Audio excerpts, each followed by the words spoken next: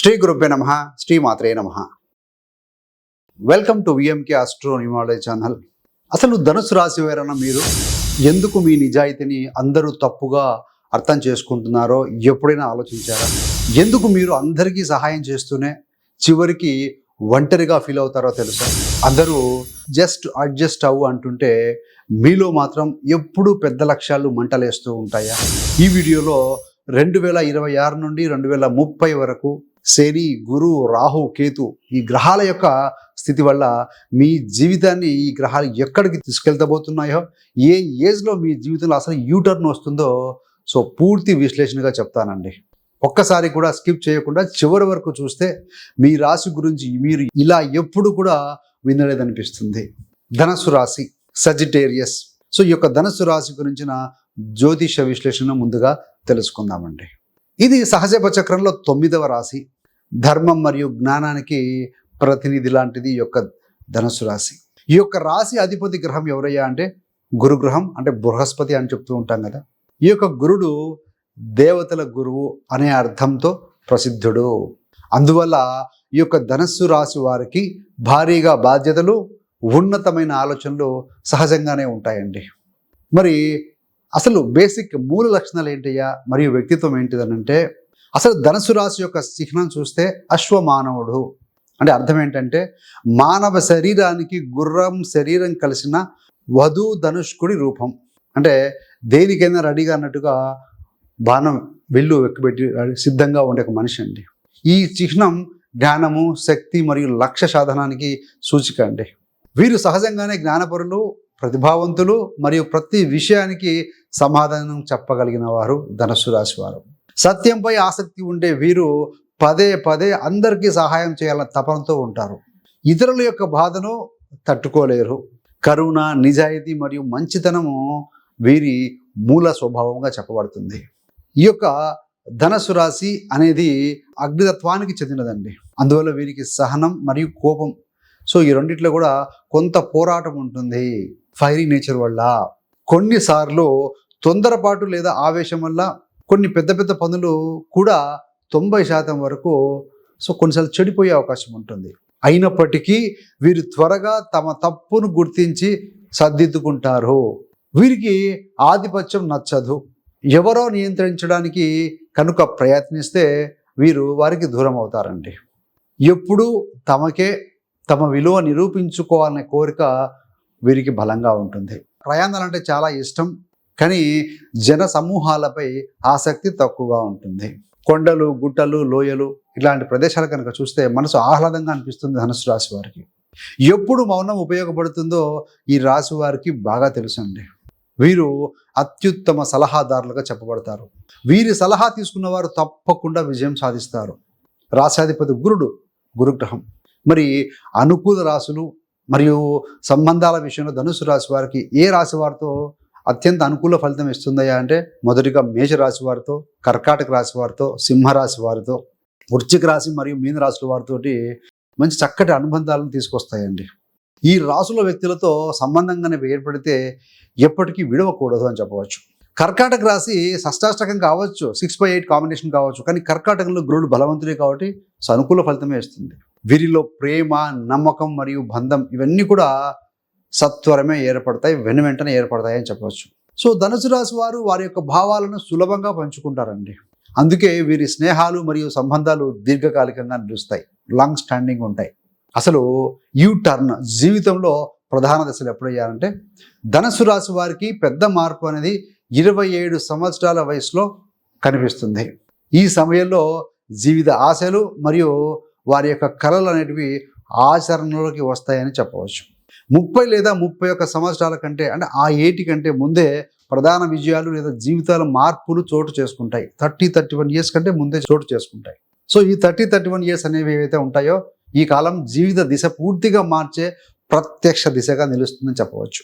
మరి 2030 వరకు జ్యోతిష ఫలితాలు ఎలా ఉండబోతున్నాయి, ప్లానెటరీ ప్రిడిక్షన్స్ చూస్తే, ప్రస్తుతానికి అర్ధాష్టమ శనిలో ఉన్నారు ధనుస్సు రాశి వారు. ఎందుకంటే ధనస్సు, మకరం, కుంభం, మీన 4వ స్థానంలో శని ఉన్నారు గోచారంలో. కాబట్టి ఈ సమయంలో తల్లిగారితో మరియు కుటుంబ సభ్యులతో వాగ్వాదాలు నివారించాలి. శనికి 10వ దృష్టి ఉంటుంది కాబట్టి ఆ 10వ దృష్టి చేత మీనంలో ఉండి మీ యొక్క రాశిని చూస్తూ ఉంటారు ధనుసుని. దానివల్ల ఏంటంటే అధిక ఆలోచనలు, కొన్నిసార్లు దుఃఖము అనే భావన రావచ్చు అండి. ముఖ్యంగా భోజనం చేసేటప్పుడు లేదా నిద్ర సమయంలో మనస్సును స్థిరంగా ఉంచుకోవాలి. ఈ కాలంలో బాధ్యతలు, పనిభారం మరియు ప్రయాణాలు కూడా పెరుగుతాయి. సో ఈ యొక్క అర్ధాష్టమ శని సమయంలో మరి శనికి 7వ దృష్టి కూడా ఉంటుంది కదా, అంటే ఆయన 10వ స్థానాన్ని చూడటం వల్ల కెరీర్ మార్పులు, కొత్త బాధ్యతలు, రెస్పాన్సిబిలిటీస్ వస్తాయని చెప్పవచ్చు. జూన్ 2027 కంటే ముందుగానే మీరు ఏదైనా ఐరన్తో చేసే వస్తువులు కానీ, మోటార్ కానీ, వెహికల్స్, యంత్రాలు లేదా ఎలక్ట్రానిక్ పరికరాలు ఇలాంటివి పర్చేజ్ కొనే అవకాశం ఉంటుంది. జూన్ 2027 తర్వాత శని 5వ స్థానంలోకి మేషంలోకి వెళ్తారు. ఈ కాలం విద్యార్థులకు లేదా నేర్చుకోవాలనుకునే అవివాహితులకు అత్యుత్తమ సమయంగా చెప్పబడుతుందండి. ఏవైనా కొత్త కోర్సులు, ట్రైనింగ్ మరియు అధ్యయనంపై మీద వీరు ఎక్కువ దృష్టి పెడతారు అని చెప్పవచ్చు. లెర్నింగ్ మీద, ట్రైనింగ్ మీద ఎక్కువగా ఆసక్తి చూపుతారు, దృష్టి పెడతారు, ఫోకస్ చేస్తారు. ఫ్యామిలీ ఎక్స్పెన్షన్ అంటే కుటుంబ విస్తరణ మరియు సంతానానికి ఇది శుభ ఫలదాయకమైన కాలం అని చెప్పవచ్చు. శని యొక్క దృష్టి 7వ మరియు మిగిలిన భావాల మీద ఉండటం వల్ల వివాహ అవకాశాలు కూడా వస్తాయని చెప్పాలండి. 7, 11 మీద ఉంటాయి కాబట్టి ఇది కొత్త బాధ్యతలు మరియు కుటుంబ ఆనందాన్ని తీసుకొస్తుందని చెప్పవచ్చు. కానీ ఆరోగ్య విషయంలో కొంత జాగ్రత్త తీసుకోవాల్సిన అవసరం ఉంది. శనైశ్వరుడికి అది మేషరాశి, కాస్త బలహీన రాశి అని చెప్పబడుతుంది కాబట్టి ముఖ్యంగా దంత సమస్యలు, గొంతు లేదా శీతల అంటే జ్వరము, అదేవిధంగా ఐస్ అంటే ఈచింగ్, కంటి దురద మరియు చర్మ సమస్యలు వచ్చే అవకాశం ఉంటుంది. కాబట్టి ఏంటంటే ఇది శనిగ్రహము 2nd హౌస్ మీద దృష్టి పెడతారు కాబట్టి 10వ దృష్టి చేత 2వ స్థానం మీద దృష్టి పెడతారు కాబట్టి ఈ చిన్నపాటి ఆరోగ్య సూచనలు అండి ఇవి.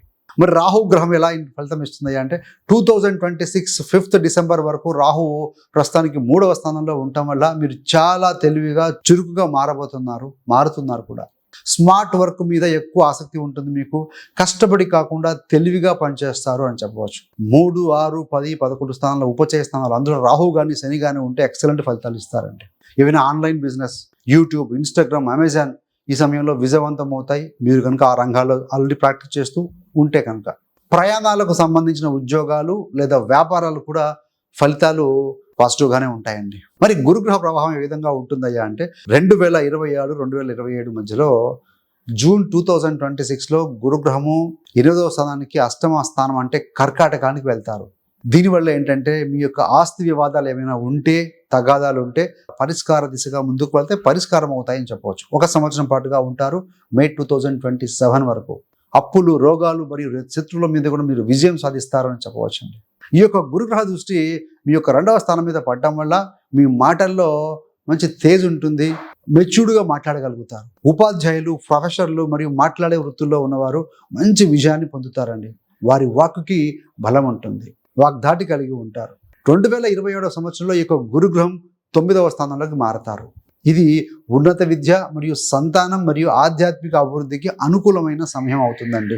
9th హౌస్ ఈజ్ పూర్వజన్మ, అదేవిధంగా డివినిటీ, మత గ్రంథాలు, ఆధ్యాత్మికత ఇండికేట్ చేస్తుంది పెద్దవాళ్ళకి. సో ఇదేమని ధనుసు రాశి వారికి ఇది కొత్త జీవిత దిశనిచ్చే శుభదశగా చెప్పబడుతుంది.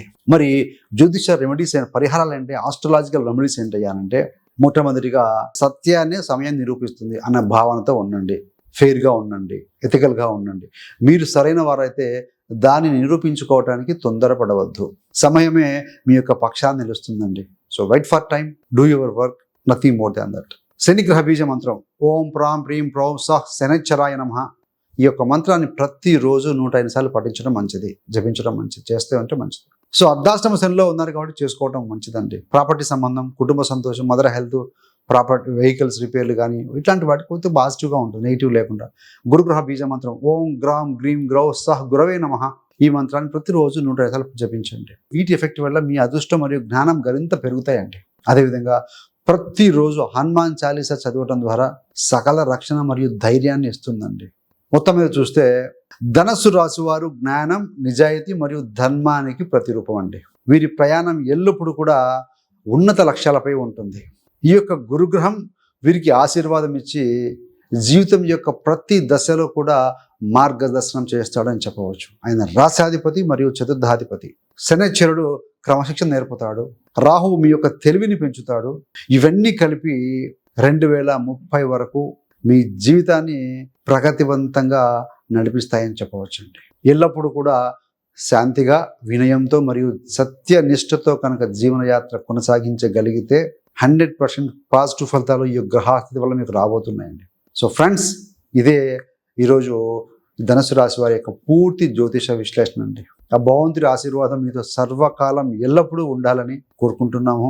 అలాగే ఇలాంటి మరిన్ని మంచి మంచి గోచార సంఖ్యాశాస్త్రానికి సంబంధించిన వీడియోలు ఏవైనా మీకు అప్డేట్గా రావాలంటే కనుక VMK astro numerology channel subscribe చేసుకోగలిగితే, అదేవిధంగా పక్కనున్న బెల్ సింబల్ మీద క్లిక్ చేస్తే మేము చేసే ప్రతి వీడియో కూడా నోటిఫికేషన్ మీ దాకా అందుతుంది. ఇంతే కాకుండా మీకు కానీ మీ బంధుమిత్రులకు ఎవరికైనా సరే జ్యోతిషం నేర్చుకోవాలని ఆసక్తి ఉందనుకోండి, ఎక్కడికి వెళ్ళాలి, ఎలా అప్రోచ్ అవ్వాలి, ఏ గురువుగారిని కలవాలి, ఇలాంటివన్నీ చాలా మీరు మేబీ వర్క్లో ఉండొచ్చు, బిజినెస్లో ఉండొచ్చు, హౌస్ వైఫ్స్ ఉండొచ్చు, స్టూడెంట్స్ అయ్యి ఉండొచ్చు.